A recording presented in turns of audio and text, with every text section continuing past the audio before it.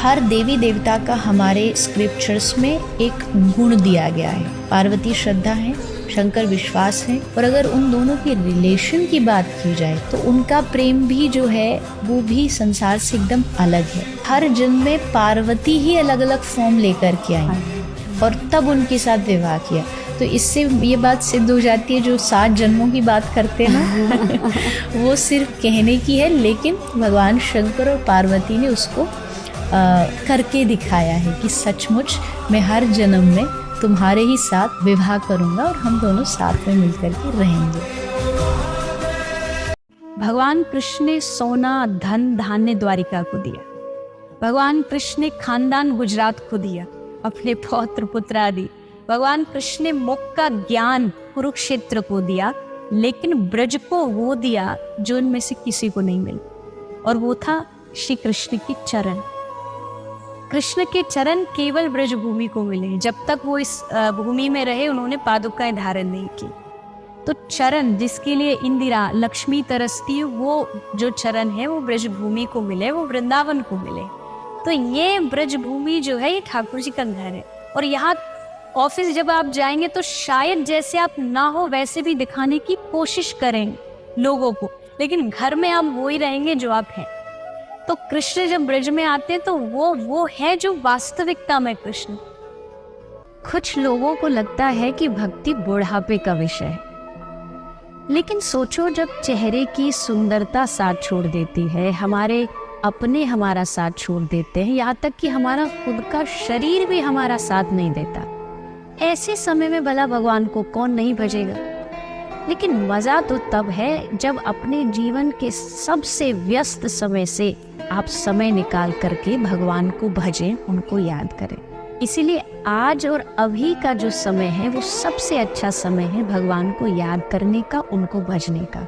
इसलिए मेरे विचार से लग जाइए और भगवान की भक्ति करिए। बचपन में एक कहानी सुनाते थे कि एक गांव का एक स्कूल था, स्कूल में एक फीस था। कहा गया बच्चों को कि खीर बनानी है, घर से सब लोग दूध लेके आना।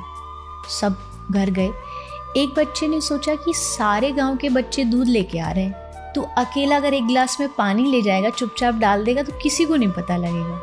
तो पानी लेके आया, उसने डाल दिया, सब लाते गए डालते गए। लाइन जब खत्म हुई और उस बर्तन को खोला गया तो देखा कि पूरा बर्तन भरा था, पर दूध से नहीं, पानी से। क्योंकि सबने यही सोचा कि सब तो ला रहे हैं, मेरे अकेले के करने से क्या हो जाएगा। और यही सोसाइटी में चीज़ें बिगड़ती हैं। जब आप खुद अपने ऊपर रिस्पॉन्सिबिलिटी नहीं लेते कि नहीं मुझे अच्छाई करनी है, चाहे उसका मुझे 0 रिस्पॉन्स मिलता नहीं है, क्योंकि अच्छाई का रिस्पॉन्स हमेशा अच्छा होता है। ढेर मिट्टी का हर आदमी है, बाद मरने के होता यही है। या सलीमों में तुरकत दबेगी, या चिताओं में जलना पड़ेगा। जिंदगी एक किराए का घर है, एक ना एक दिन बदलना पड़ेगा। जिसने जीवन में भजन किया उसको घबराने की जरूरत नहीं है मृत्यु से। जीते जी भगवान का भजन करो और सेवा करो। ये 2 काम करोगे तो समझो तुम्हारा होमवर्क कंप्लीट है। एक तो भजन करो और दूसरी सेवा करो। किसी की भी सेवा करो, बट करो। सेवा से भगवान की भक्ति के लिए भाव जागृत होता है। तो भक्ति और सेवा ये 2 चीज बहुत जरूरी है। भक्ति रास्ते पर जो आते हैं उनको पहले डर लगता है, और डर इसलिए भी लगता है कि दुनिया उनको जीने नहीं देती। अब ऐसे भी आ जाते हैं ज्ञानी ध्यानी, ज्ञान बांटने अपना फ्री का, जिनसे कोई मांगता भी नहीं है, कि बोले ये जो लगाते चंदन वंदन ये गले वले में पहनते हैं ये सब बेकार है। अरे भाव होना चाहिए मन में। अरे भैया हीरा पहनोगे तो चोर की नजर रहेगी, पर गले में तुलसी की कंठी पहनोगे तो माखन चोर की नजर रहेगी। तो ये सब भूल जाओ कि फैशन खराब हो जाएगा, ये खराब हो जाएगा। जीवन खराब हो रहा उसका क्या। ये भक्त जैसी वेशभूषा ये बनाने से हम सोच भी नहीं सकते हम पर भगवान की कितनी कृपा हो। राधा रानी के जो आश्रित संत हैं वही सीना तान तान करके कहते, हमारी किशोरी जो करुणा की भंडार, हमारी राधा रानी दीन से दीनों पर कृपा करती है। और अगर आप दीनों पर कृपा करती हैं तो उन दीनों में सबसे पहली गिनती मेरी आती है। अगर आप पतितों पर कृपा करती हैं तो उन पतितों में पहली गिनती मेरी आती है। अवगुण मोह से बिसरत नाही, ये अंतर गति हीरो। वृंदावन पर कृपा करो अब तो एक बार अपनी कृपा की कोर इस ओर निहारो। जब कष्ट आता है ना तो सबसे पहले दुनिया वालों के पास भगते हैं हम, रिश्ता, वो संबंध, ये धन की, ये बल की मदद करेगा। लेकिन जब वहां से थपेड़े पड़ते हैं ना जब दुनिया के, तब समझ आता है ये कहाँ साथ देने वाले हैं। फिर आदमी कहता कोई बात नहीं, दुनिया नहीं साथ देती तो हम तो हैं, हम अपना बल लगा लेंगे। फिर एक समय आता है जब अपना बल भी खत्म हो जाता है, और जब अपनी शक्ति भी खत्म हो जाती है, तब कौन याद आता है? तब भगवान याद आते हैं। तब भी भगवान ऐसी ईर्ष्या नहीं करते कि अच्छा तब तो हमको याद नहीं किया था तूने। भगवान कहते कोई बात नहीं, आया तो सही मेरे द्वार पर, और अब देख, अब मैं तुझे कैसे इस भव सागर से पार उतारता हूं।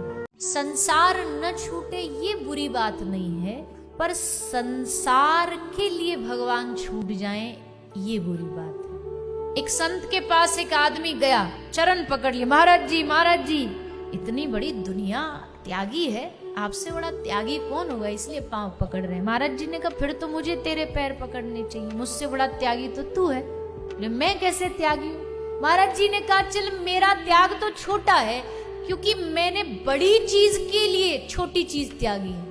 मतलब मैंने भगवान के लिए इतना छोटा सा संसार त्यागा, ये बड़ा त्याग नहीं। तेरा बड़ा त्याग है कि भैया तूने इतने छोटे से संसार के लिए इतना बड़ा भगवान त्याग दिया, तो इस हिसाब से तो मुझे तेरे पांव पकड़ने चाहिए, तू बड़ा त्यागी है। इतने छोटे से संसार के लिए अगर उस परम पिता को त्याग दिया, ये तो बहुत बड़ा घाटा है। कहीं बुराई हो रही है, कान लगा के बैठ जाएंगे, और किसी दुश्मन की हो रही हो, आहा, फिर तो ऐसा आनंद, ऐसा मजा आएगा कि कान खोल खोल के सुनेंगे। नहीं भी सुन रहा होगा तो पहले कान को हिलाएंगे कि सुन कैसे नहीं रहा। टॉपिक निकल गया गलती से तो जा के पूछेंगे कुछ बोल रहे थे ना आप उनके बारे में, जरा दोबारा बोलेंगे, जरा दोबारा बताएंगे। बड़ी रुचि आती है निंदा में, सुनने में बड़ी, और अपनी निंदा अगर कहीं सुनने मिल जाए तो आग बबूला हो जाएंगे। निंदा जो है वो लेने के लिए, जितना अपनी निंदा सुनोगे उतना मजबूत बनोगे, और प्रशंसा देने के लिए जितना दूसरे को कर दोगे उतना अच्छा बनोगे। हमने दोनों को रिवर्स कर दिया। जैसे ही निंदा दूसरे की हुई तो बड़ा आनंद मिलता, अपनी निंदा में घबरा जाएंगे, और अक्सर हमारी भक्ति नष्ट होने का कारण ही है गलत सब। यू दूरियां बढ़ाने से क्या हम दूर हो जाएंगे? वृंदावन न बुलाओगे तो क्या हम गैर हो जाएंगे? तेरी नहीं मैं तेरे विरह की अजीज हूं, तुझसे दूर हूं पर तेरे दूरियों के करीब हूं। मैं तुझसे दूर हूं पर तेरी दूरियों के करीब हूं। यूं ऐसे ठुकरा दोगे तो क्या हम गैर के दर पर चले जाएंगे? नहीं नहीं नहीं, तुम्हारे थे, तुम्हारे हैं, और तुम्हारे होकर के ही मर जाएंगे, पर तुम्हारा द्वार छोड़ेंगे नहीं।